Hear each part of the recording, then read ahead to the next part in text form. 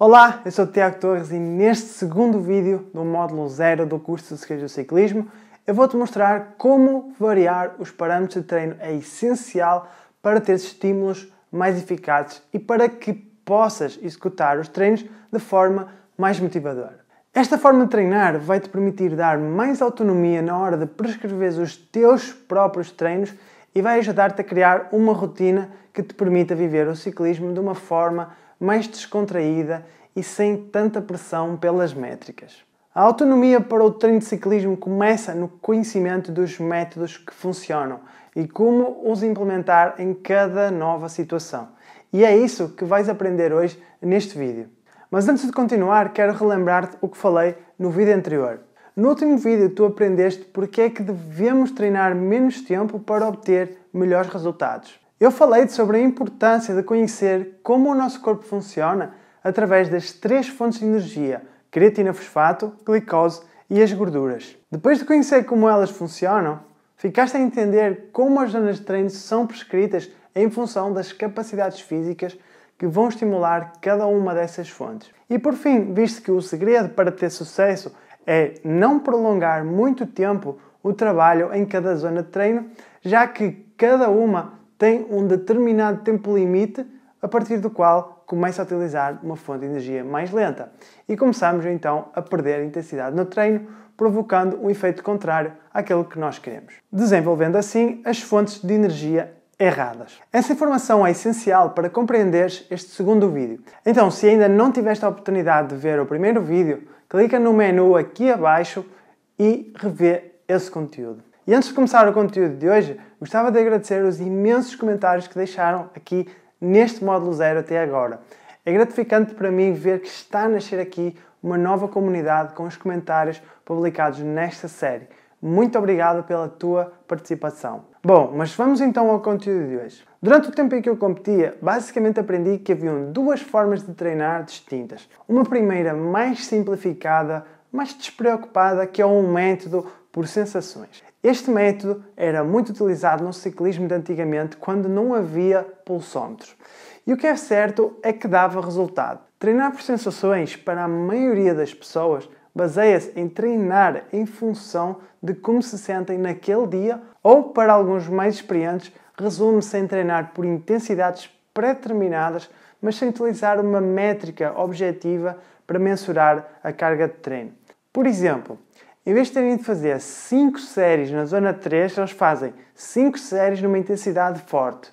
Ou, em vez de fazer 4 séries na zona 2, vão fazer 4 séries numa intensidade média. A diferença aqui é que, como não existe uma unidade de medida, o que vai definir se aquela intensidade é forte ou é fraca é a nossa percepção do esforço no momento, conforme nos sentimos naquele dia. Muitos dizem que este método é retrógrado e completamente ultrapassado.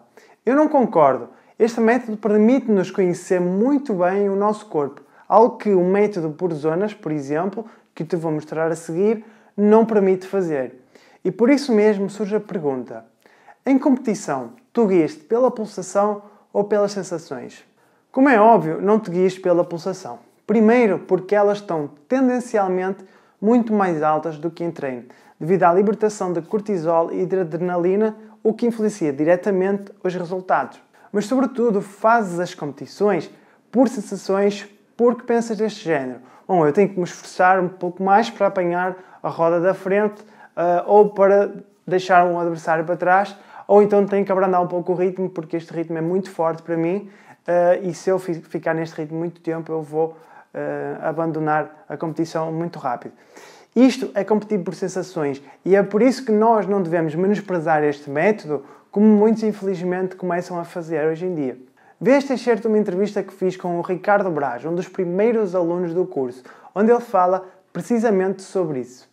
E pronto, e trabalhava através daí, mas as zonas agora que foram definidas para agora e mesmo as zonas de sensações são zonas bastante diferentes daquelas que eu trabalhava, mas uma grande diferença que eu consegui ver é que agora conheço muito melhor as minhas sensações, ou seja, a treinar por sensações, sei o patamar onde estou, conheço onde estou, sei se posso dar mais, se não posso dar mais, durante quanto tempo posso dar mais e quando não posso dar mais. Essa foi a principal, foi uma das principais diferenças que eu vi. Que consigo compreender muito melhor onde estou só mesmo através da sensação. Quase que consigo saber, olha, estou nesta frequência, estou naquela frequência, estou nesta zona, naquela zona. Principalmente nas provas, quase nunca olho para o cardiofrequencímetro, por isso nós temos a percepção da nossa sensação e o que nós podemos dar é bastante importante para sabermos gerir o nosso esforço. Muito interessante. Só que hoje em dia a grande maioria dos treinadores já não prescreve treino nessa forma de treinar antigamente. Nos últimos anos e com a evolução dos meios de treino, cada vez mais os treinadores optam por prescrever treinos de forma a que consigam medir a carga de treino. E isso não é mau, é uma coisa boa e tem vindo a melhorar muito a qualidade do treino e o nível competitivo de ano para ano tem subido cada vez mais. Mas o problema é que o treino e a competição não se baseia apenas em números e em métricas. Existem subjetividades que são muito importantes na hora de atingir boas performances e é necessário ter isso em conta para que os ciclistas não se tornem escravos dos seus números e falhem ou se sintam perdidos sempre que os números não correspondem. Mas vamos voltar aos métodos de treino. A maioria deles utiliza o método por zonas. Este método é muito mais rigoroso que o primeiro por sensações. Isso é indiscutível. O nosso esforço pode ser controlado por parâmetros mais fidedignos e mensuráveis, como a potência e a frequência cardíaca. Com este tipo de método, é necessário definir as zonas de treino através de uma avaliação física e depois são definidas as nossas zonas de intensidade. Depois de traçadas as zonas, todos os treinos obrigam-nos a andar sempre num intervalo de resposta cardíaca ou de potência em função da capacidade física que queremos trabalhar mais, tal como já mencionei no vídeo anterior. Com esta forma de treinar, nós conseguimos saber exatamente a que intensidade estamos a trabalhar. Só que, por outro lado, este método, por ser muito rigoroso, traz-nos alguns constrangimentos. O primeiro tem a ver com os treinos em grupo. Sempre que eu vou para um treino de grupo e vem alguém que fica a toda a hora a controlar as zonas, só me apetece tirá-lo ao chão. E ainda há aqueles que levam isso mais ao extremo e ainda pedem ao resto do grupo para abrandarem porque passaram da zona. Depois ainda há aqueles que vêm para o treino de grupo, mas dizem que têm de fazer umas séries específicas porque o treinador pediu para fazer. Além disso, treinar sempre nestes parâmetros rigorosos leva-nos a outro constrangimento, que tem a ver com os treinos de intensidade mais elevadas. Quando estamos a trabalhar por zonas e vamos treinar a potência anaeróbia ou o pico de potência, existe uma grande probabilidade de não atingirmos a zona cardíaca ou a atingirmos a tanto custo que ficamos esgotados antes do tempo previsto. Isso acontece porque o coração tem algum atraso na resposta ao exercício. Atraso esse que faz com que o coração demore algum tempo até atingir a sua frequência cardíaca correspondente ao esforço. Esse valor depende muito de pessoa para pessoa, mas em média gira à volta de 50 segundos a 1 minuto e meio de atraso. Pensando bem, quem treinar o pico de potência, que, como vimos no vídeo anterior, são 10 segundos de esforço, nem sequer vai conseguir subir muito a pulsação e quando terminar o sprint, a pulsação nem sequer vai chegar perto daquele valor estipulado. Já mesmo aqueles que fazem treinos de potência anaeróbia, se as séries forem de 1 minuto, já vão ter dificuldade em chegar lá. Ou podem chegar lá só na parte final do esforço. Mais uma vez, isto acontece porque o coração tem uma resposta mais lenta ao exercício. Só que neste caso, quem não tiver conhecimento desse fenómeno vai pensar que não está a ter bons resultados com este método porque nunca consegue chegar na frequência cardíaca pedida quando o treino tem uma intensidade mais alta. E isso deixa qualquer um frustrado e a pensar que não foi feito para o ciclismo. Eu digo isto sem nenhum tipo de problema, pois foi o que aconteceu comigo quando treinei usando este parâmetro. Por vezes era tão difícil chegar ao pulso que eu pensava que nunca iria ser um bom ciclista, já que nunca conseguia atingir as zonas de treino mais altas. Só que o erro aqui foi não me terem mostrado esta imagem que te vou mostrar agora. Este gráfico mostra-nos o desempenho de um ciclista durante o seu treino de rolo com potência controlada. Na área azul temos a potência que o ciclista tem programado a fazer naquele treino, como se fossem as zonas que ele tem de cumprir. Na linha amarela temos a potência que ele na prática exerceu e na linha vermelha temos a frequência cardíaca respectiva realizada. Se vires bem em termos de potência, o ciclista em questão está a atingir sempre a zona que foi pedida, tal como podes ver quando a linha amarela da potência acompanha o seguimento da área azul. Isto acontece porque a resposta dos watts é instantânea e mostra-nos o esforço real que o ciclista está a fazer na bicicleta naquele exato momento, sem margens de erro. Já a frequência cardíaca nunca acompanha a potência na mesma velocidade, aumentando gradualmente e lentamente até algum tempo mais tarde atingir o nível mais alto. Vamos ver ainda com mais detalhe. Na primeira série, por sinal uma das mais fortes, ele faz um esforço de 1 minuto com aumento progressivo a cada 15 segundos. Mas só a partir de 1 minuto de esforço é que a frequência cardíaca atingiu o seu valor mais alto. Se analisarmos com atenção, esse fenómeno é mais evidente quanto maior for a intensidade do exercício, e percebe-se isso nas séries de maior intensidade. A conclusão a que chegamos é que, no treino por zonas, principalmente nas zonas mais altas, apesar de por vezes não atingirmos a zona cardíaca, isso não quer dizer que somos uma fraude enquanto ciclistas. Quer dizer sim que estamos a fazer o esforço correto em termos de potência, só que o coração demora algum tempo a mostrar isso. E eu, enquanto treinador, sempre achei que este tipo de abordagem do método por zonas, utilizando o parâmetro da frequência cardíaca, trazia algum stress e frustração desnecessários aos ciclistas, tal como acontecia comigo. E a não ser que os ciclistas treinem sempre em rolos de potência ou possuam um medidor de potência na bike, este tipo de fenómeno pode acontecer muitas vezes. E para a maioria dos ciclistas comuns dos mortais, que não têm possibilidades para investir num sistema de medidor de potência, fica difícil treinar sempre utilizando o parâmetro da frequência cardíaca em todos os treinos. Foi então que eu pensei, tem de haver uma forma de contornar estes problemas. Não só o do atraso da resposta cardíaca, mas também o problema dos treinos em grupo. E por que não utilizar aquele método por sensações? Aquele que os mais experts no ciclismo já não querem usar por acharem mais antiquado. E depois de começar a experimentar dos meus ciclistas da equipa de ciclismo na altura em Vila do Conde, eu consegui chegar a um sistema de treino que fosse mais eficaz e que reduzisse ao máximo estes problemas, dando-nos menos stress e preocupações durante os treinos. Esse sistema consiste em fundir o melhor dos diferentes tipos de treino, particularmente dando mais ênfase ao treino por sensações e ao treino por zonas, mesmo usando parâmetros diferentes. Vamos então entender como o método que eu proponho funciona na prática. Vamos imaginar que eu vou planear a minha semana de treinos. Vamos partir do pressuposto que a pessoa tem uma rotina fixa e depois irei mostrar a solução para quem trabalha por turnos. Comecemos então por analisar a rotina fixa usando um exemplo aleatório de quanto tempo este ciclista tem disponível para treinar na sua rotina semanal. À segunda tem 1h30. À terça vai fazer descanso. À quarta um treino com 1h40. À quinta vai treinar até 2 horas. Sexta descanso. Sábado 4 horas e domingo 5 horas. Antes de escolher um método de treino, se vai ser por zonas ou por sensações e em que parâmetro vamos treinar, temos primeiro que definir a estratégia de treino semanal em função das capacidades a trabalhar em cada dia. E como já viste do vídeo anterior, devemos reduzir o tempo de treino sempre que queremos desenvolver mais intensidade. Então, basicamente, esse é o princípio que vamos usar para gerir a nossa semana de treinos.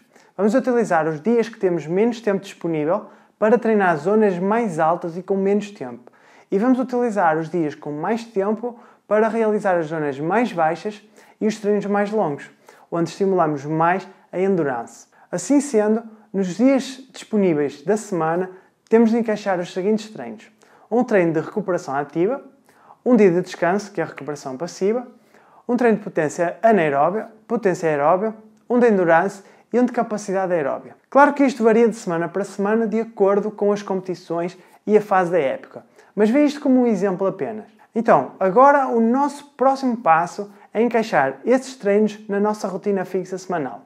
À segunda-feira, o treino de recuperação ativa. Na terça, mantemos o descanso. Quarta, potência anaeróbia 1h40. Na quinta, potência aeróbia até 2 horas. Sexta, novamente o descanso. Sábado, treino de endurance. E ao domingo, capacidade aeróbia. Como viste, é muito simples.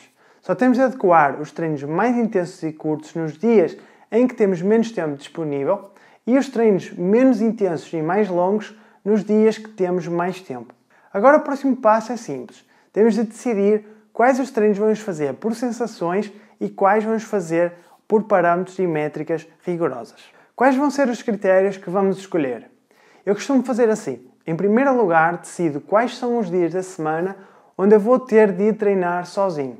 Esses serão os meus treinos por zonas por defeito, onde eu vou usar como parâmetros a potência, a frequência cardíaca ou, em último recurso, a velocidade. Como já te mostrei neste vídeo, treinar por zonas em grupo é bem complicado de conciliar.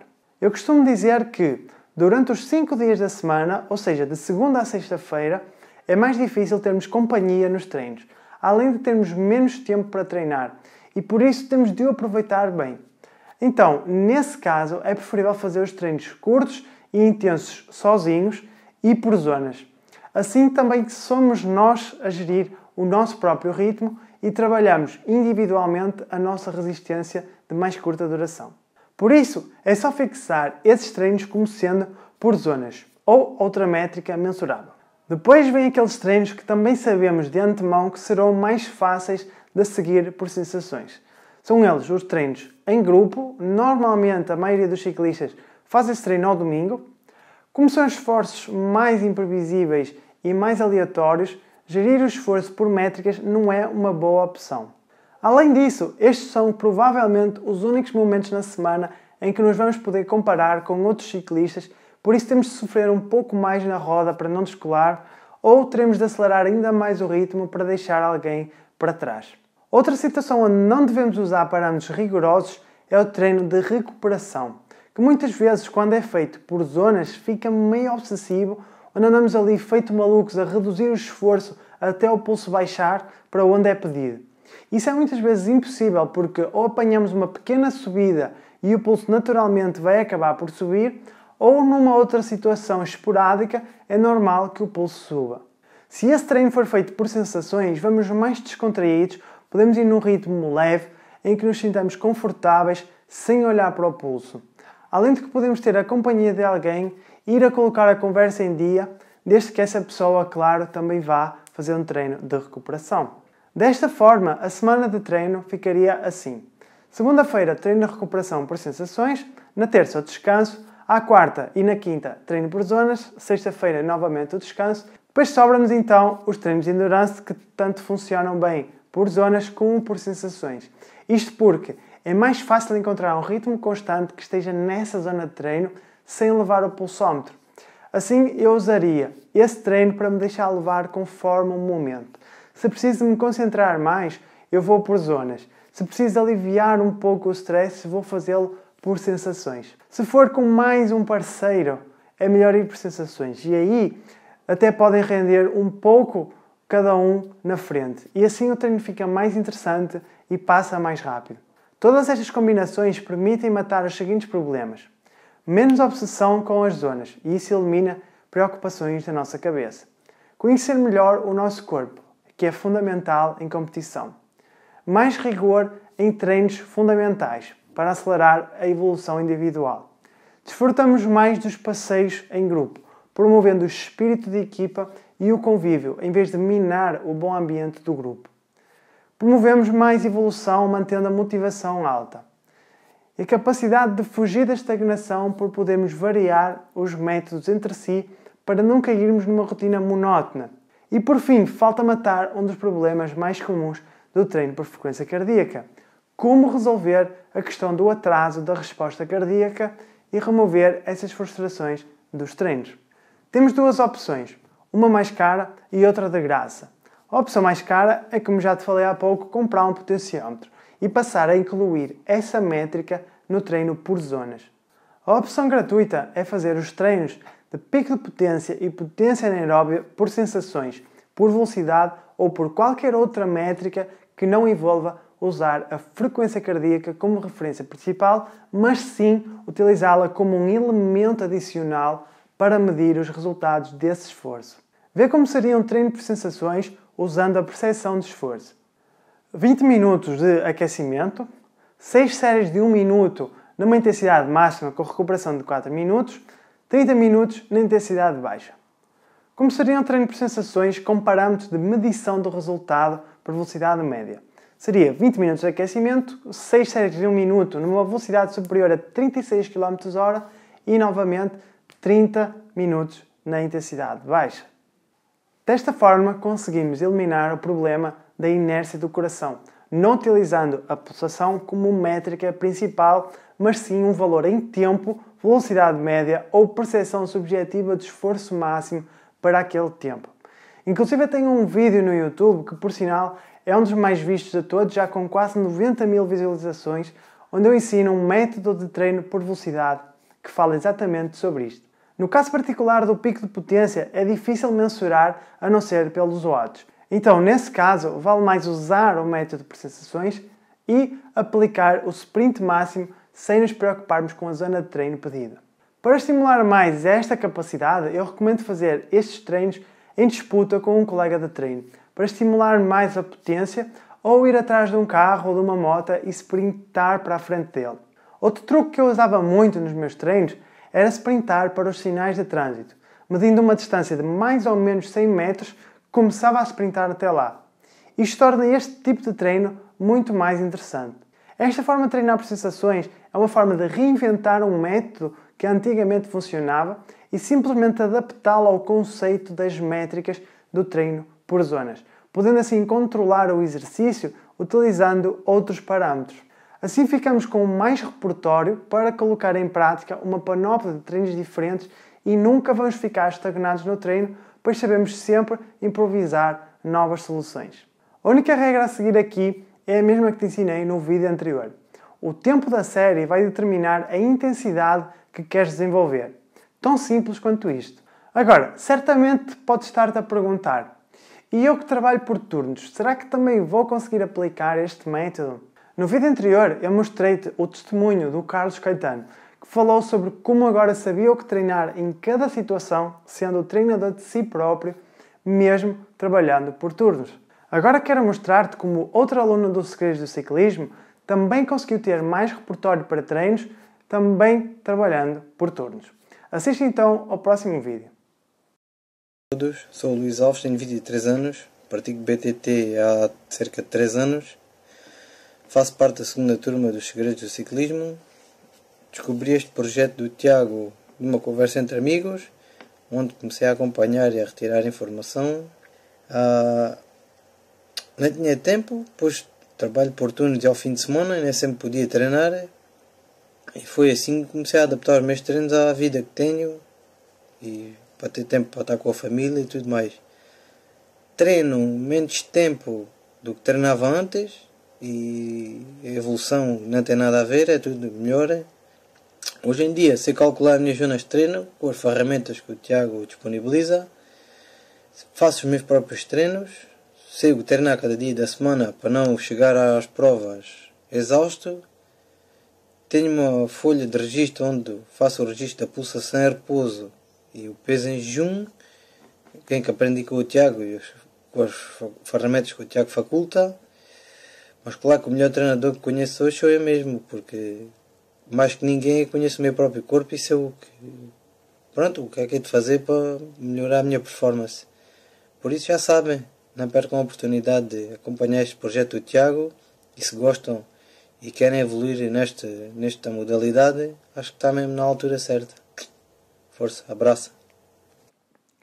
Interessante, não é? E é mais simples do que parece organizar a semana de treinos mesmo para quem trabalha por turnos. O truque aqui é o mesmo.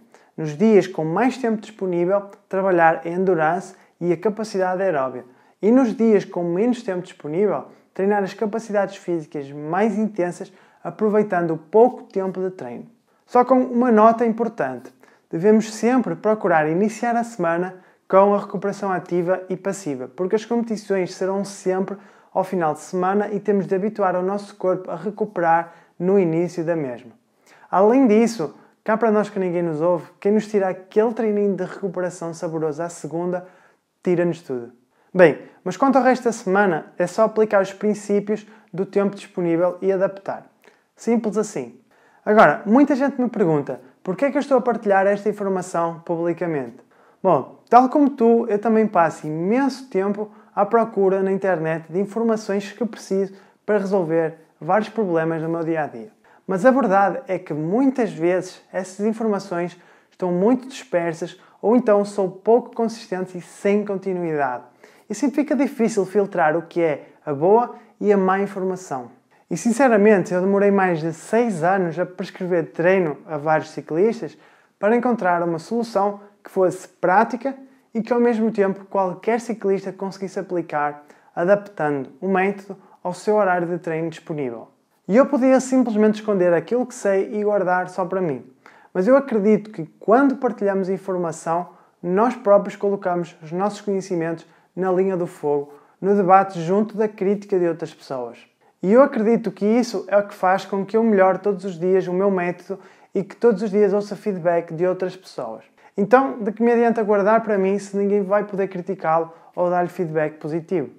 Assim, nunca vou saber se ela funciona verdadeiramente com outras pessoas.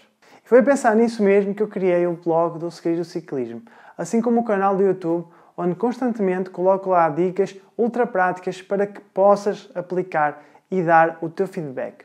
Decidi também criar este módulo 0 e mostrar o meu método a mais pessoas para que possam colocar as dicas em prática e ter resultados bem melhores do que aqueles que têm neste preciso momento.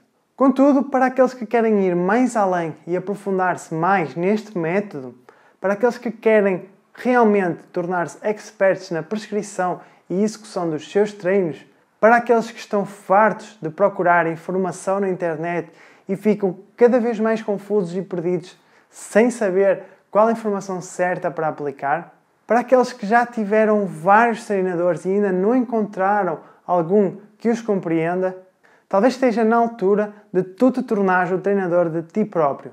Está na hora de criares os teus próprios treinos, de construires o teu próprio calendário de competições e de seres completamente autónomo na gestão da tua temporada desportiva. Ou até para aqueles que são treinadores de outros ciclistas e querem um método eficiente para aplicar nos seus atletas, aprofundando os seus conhecimentos. E a pensar em todas essas pessoas, eu criei um curso intensivo e detalhado chamado Segredos do Ciclismo e que te ensina passo a passo como ter uma temporada de sucesso e nunca mais te preocupares com o treino que terás de fazer hoje, amanhã e durante todos os dias da tua temporada, além de poder gerir todo o teu calendário de competições de uma forma mais estruturada. E tal como já deves ter visto nos depoimentos de vários alunos das turmas anteriores, talvez tu sejas uma dessas pessoas que também quer tornar-se o treinador de si próprio e ter o conhecimento certo para atingir os resultados que há muito procuras. Mas sobre o curso, mais à frente eu vou dar todos os detalhes sobre ele e como tu poderás preencher uma das poucas vagas para a próxima turma. Bom, mas no próximo vídeo, que é o terceiro deste módulo 0, eu não só vou responder às dúvidas mais frequentes sobre o curso, como ainda te vou mostrar qual a melhor estratégia para gerir o teu calendário de competições. Eu vou mostrar-te como podes aplicar algumas técnicas de planeamento que trazem resultados mais consistentes e com as competições são um ponto-chave no teu sucesso desportivo. Então não percas por nada, está atento ao teu e-mail, pois eu vou enviar-te o acesso ao próximo vídeo muito em breve. Por agora, rola a página para baixo e deixa o teu comentário sobre o que achaste até agora e quais são as tuas dúvidas principais até ao momento. Estou curioso para saber a tua opinião. Um grande abraço e vemo-nos no próximo vídeo.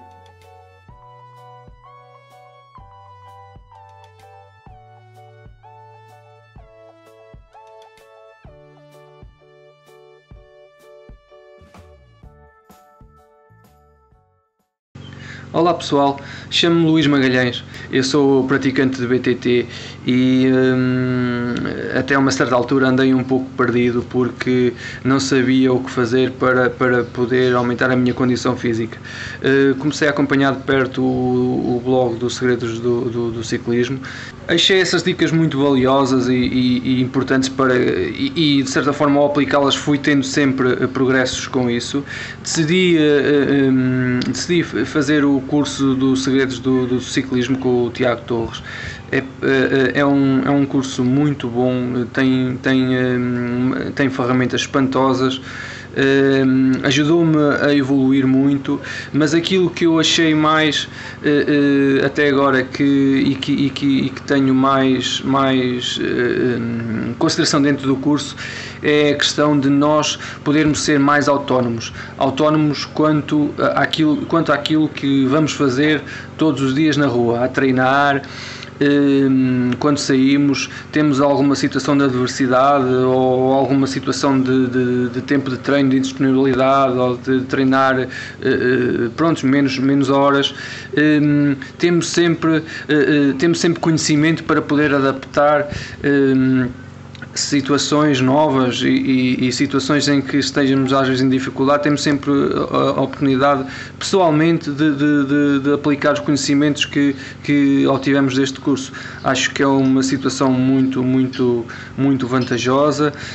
A mim pessoalmente, que ainda nem eu acabei nem terminei, já me deu bastante utilidade e tem-me vindo a dar, porque há semanas às vezes que não treino, outras semanas treino, isto só para vos dar o exemplo, e treinando muito menos que em anos anteriores, que eu já pratico BTT há cerca de 10 anos, consigo ter resultados satisfatórios para aquilo que eu treino. É só para vos deixar esta mensagem aqui, espero que adiram e que continuem ligados a nós, ok? Um abraço, tchau.